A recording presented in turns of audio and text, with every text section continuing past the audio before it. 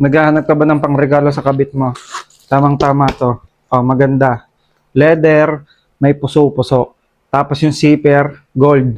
May etiketa. Maganda. Sa halagang magkano? 100 plus pesos lang ay meron ka ng pangregalo sa kabit mo. Oh, ganito. Tignan natin yung loob. Oh, may kasamang bubbles. Ayan. Ang tawag dito, lanyard. Ibig sabihin, pwede siyang gawing shoulder bag. Maganda, matibay. Yung pinaka-strap niya, makapal. O, pwede mo siyang habaan, pwede mo siyang liitan. Ganito siya pag nakasabit. O, social. O, mukha kang hindi kabit, di ba? Pag suot mo to. Napakaganda, sinasabi ko ulit. Napakaganda, leather, may puso-puso. Ilan ang zipper? 2 piraso mabubuksan mo. Kaya ano pang hinihintay mo? Kumabit ka na.